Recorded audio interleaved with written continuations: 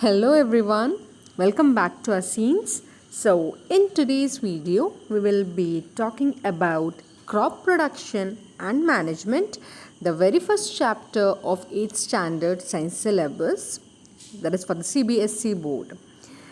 So let's get started. Okay, so in this particular video we are going to cover the following topics: the introduction, agricultural practices, basic practices of crop production, preparation of soil, and finally sowing. Now let's talk about the introduction. Since we all know living beings require energy to carry out different activities by their body, such as moving, standing, sitting, okay, and even blinking of your eye or twitching of your finger, each requires energy. And this energy is only supplied by your food. The food which you take is further being digested inside your body, releasing energy. So, where does this food comes from? It comes from plants and animals.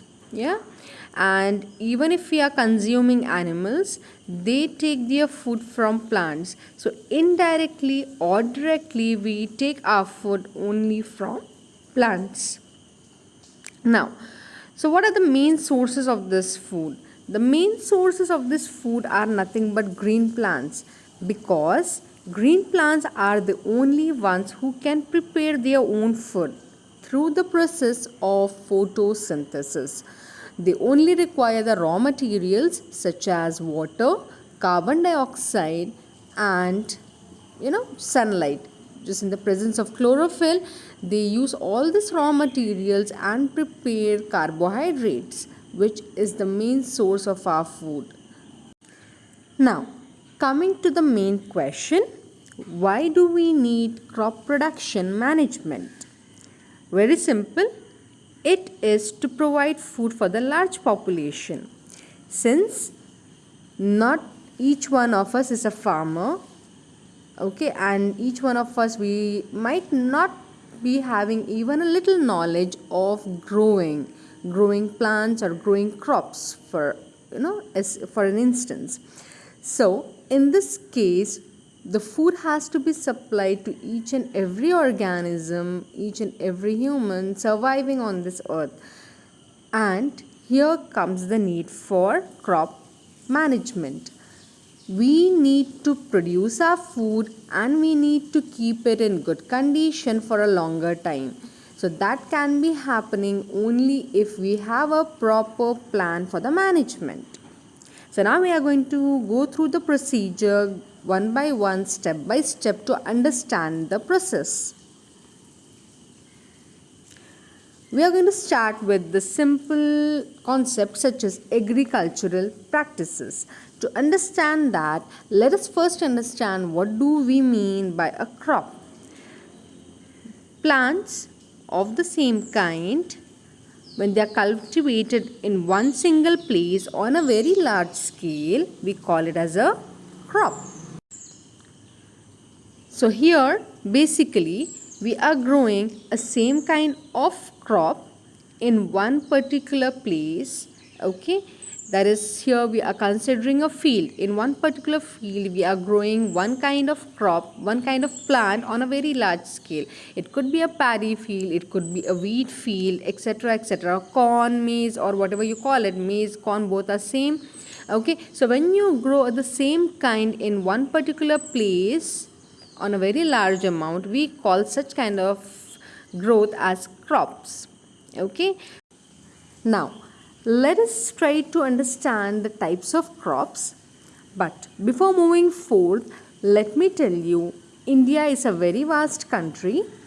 Each nook and corner of our country has got different temperature, different climatic conditions, different amount of rainfall received, as well as different soil conditions.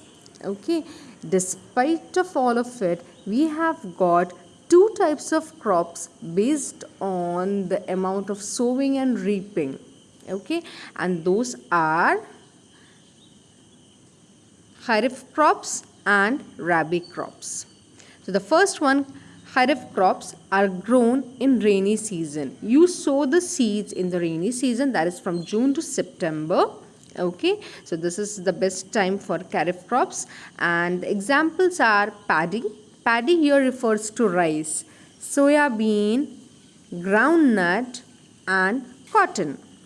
Whereas for the rabi crops, here they are grown in winter season, that is you sow the seeds in winter season, and the time period is between October to March. So here the best examples for rabi crops are wheat, gram, pea, mustard and linseeds. Okay, so other than this two kinds of crops, pulses and vegetables, they are grown wherever possible throughout the country, and they are mainly grown during the summer season.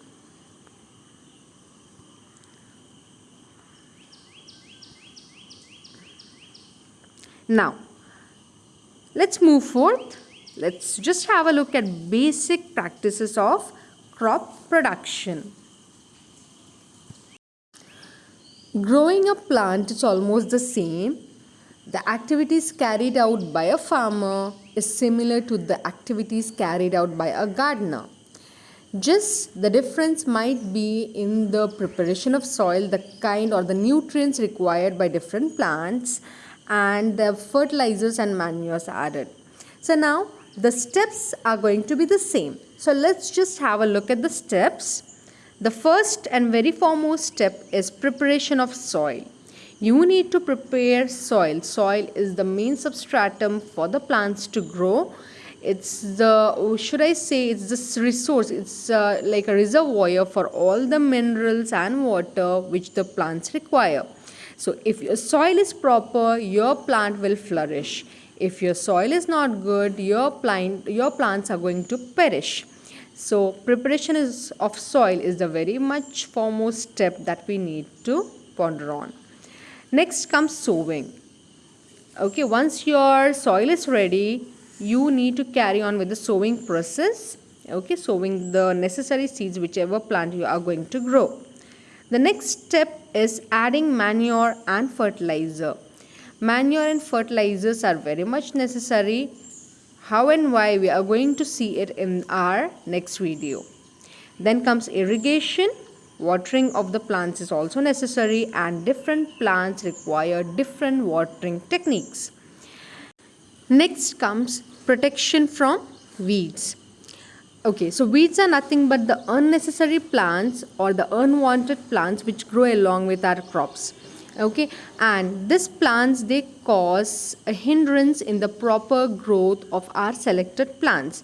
Hence it is very much necessary to protect our growing crops from these weeds. How and why, we are going to see in our next video.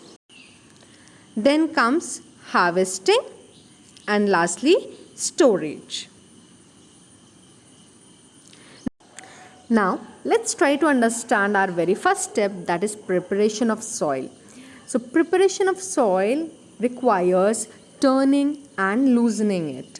Okay, you might have observed or you might have watched somewhere in serials and movies where the farmers use two bullock carts and a big wooden or metallic equipment and walk through the field. So as he is walking, the soil is being scratched along and it gets turned and loosened. Okay, so that is what the farmer is doing here. Before sowing the seed, he is trying to loosen the soil. So as I said, it's a very much important step. The question is, why is it important? Okay, so when you turn and loosen the soil, there will be good aeration in the soil. Okay, this is the first thing. The second thing, roots will be able to penetrate easily. It does not require breaking of the soil because we have already done it. So root can directly grow through the soil, the aerated soil, and it can go and cling it. It will get a good deep penetration. The next important thing what we need to know here is the growth of earthworms. Once you turn and loosen the soil, earthworm will get a good grip, and here the earthworms will help further in turning and churning the soil. Since we all know earthworms are nothing but the other farmer's friends, because earthworm does the same job as the farmer does. Okay, as the farmer turns and loosens the soil, similarly the earthworm does the same thing, meanwhile feeding on the soil and making it more and more fertile. So that is the reason why further this aeration will help in making the soil quality better. Now, soil contains minerals, water and humus. So what is this humus now? It is nothing but the organic matter which we get from dead and decaying of plant and animal, okay, as well as your waste. So now when we loosen the soil, whatever decaying matter, whatever humus is present, it gets mixed properly with the soil. Even distribution of the organic matter is ensured by turning and mixing of the soil. Now, this process of turning and loosening of the soil is also known as tilling or plowing. Okay, we call it tilling or plowing. Tiller is nothing but the farmer, so tilling is his job. Okay, next, this tilling is carried out by a plow. Okay, this plow is either made up of a wood or iron. Now, here while tilling or plowing, normally when the soil is dry, you need to water it. We want the soil to be moist. We don't want it to be dry. Okay, dry and scratchy. We don't want that. We want the soil to be moist.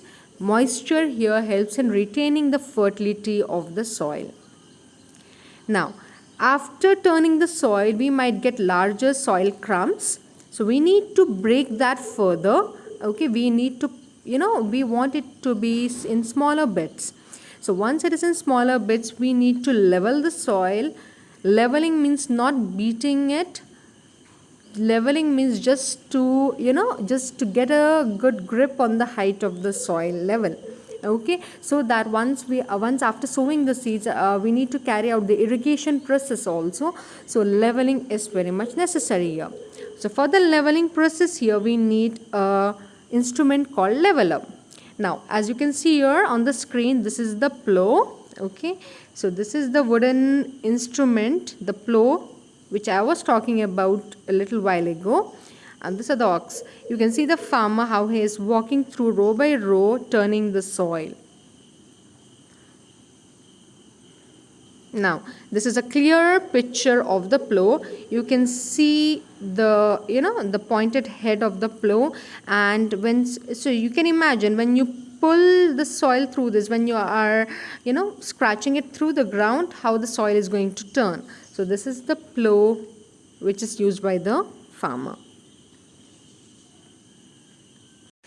Now, let's talk about the next technical instrument used by farmers, that is hoe. So hoe is something which has got a long rod of wood. Okay, you can say a handle-like thing which for holding. Okay, then it has got a blade. This blade is used to turn the soil most of the time. Okay, for plowing purposes also hoe is used. Furthermore, it is also used to remove unnecessary weeds growing around. Okay, so now plow is also used for almost the same purpose. Plow can be used only for plowing, whereas hoe can be used for turning the soil as well as for lifting the soil, even for removing of weeds. So it's also a very much useful instrument used by the farmers. Okay, so next one what we need to know is about cultivator. So cultivator is basically a very modern plowing method. Okay, as you have seen, in case of plow and hoe, you need a manual, you need a lot of manual energy there, either through ox or through hand. In case of cultivator, the plowing job is done easily just by pushing the cultivator through the field. Okay, so together so many rows are turned, and the soil over so many rows are turned and loosened. just by moving your tractor. Okay, so let me show you the just the picture of the cultivator. As you can see the blades here, like in case of plow. Okay, so this is quite longer, so when you attach it to the tractor and start moving it, it will do its job of turning the soil. Okay, so this is a modern technique, and at present this is the technique which is followed out on a larger scale. Plowing and hoe is something which is traditional and not so forwardly carried out. Next, we'll talk about sowing. So what is this sowing now? Sowing is nothing but scattering of the necessary seeds. Whatever plant you want to grow, you are going to scatter those seeds on the earth at a proper distance. Okay, distance is necessary over here. Then, for sowing, what are the necessary steps you need to take? The first and foremost thing is selecting your seeds. Your seeds should be of good quality, it should be clean, and it should be healthy. Okay, so unless and until your seeds are good and healthy, you are not going to get good crops, neither good yield. Yield is nothing but the seeds which you get in return from the crops is nothing but the yield. Okay, so here, to get good yield, to get good harvest, you need to sow good seeds. Next, the very much important step, as I have mentioned before, you need to ensure that there is enough distance between two seeds. Depending upon the crops you are growing, you also have an idea how big the plant is going to be, so they need space. If you crowd the seed together, what will happen is, as the plant starts growing, they won't have enough space between them, and because of that they might die in between. So we don't want that. We want them to grow healthier and in good condition. So for that purpose, we need to maintain a good distance between one another. So here, good distance does not mean that you need to keep a very large gap, just enough space for them to grow properly and to survive. Okay, we don't want wastage of land as well. Furthermore, for sowing of seeds, nowadays we use seed drill. It's not done manually, but seed drill is used as a modern method. So what is the seed drill now? Seed drill will actually help you to sow the seeds at a proper distance. Okay. Furthermore, it will also cover the seeds with a thin layer of soil. So what is the purpose of this covering? So if we don't cover, there is a good chance that the birds might feed on it. Okay, they might find the seeds and they might take it as food. We don't want that, because we have put the seeds over there for the for it to germinate and not to feed to feed the birds. So for that reason, we are going to cover it with a thin layer of soil so that it goes undiscovered by the birds. So here you can see the seed drill, the instrument used to plant seeds or sow seeds at a proper distance. So you can see here it has got a wheel-like structure to push it through easily, and then you have got a pipe-like structures over here. Okay, it through this seeds are, so here you can see the box-like structure. Inside the seeds are, they have been put through, and furthermore the seeds pass through this pipe-like structures and they are being sowed here. So if I just show you the picture of the cultivator, it looks something like this. Okay, so this is just the cultivator. You attach this cultivator to your tractor and you go on pushing through. So that way, by a single moving of a vehicle, you are going to sow the seeds. So here our topics for today ends. We have covered all the necessary topics we were supposed to talk about. So very soon I'm going to come up with the next video where we are going to go through the next steps, that is adding manure, fertilizers, irrigation, etc., etc. We have got so many topics furthermore to cover. Okay, so that will be happening in the future videos. Till then, if you have got any doubts, you can just leave me a comment at the bottom and I'll get back to you as soon as possible. Okay, thank you for watching.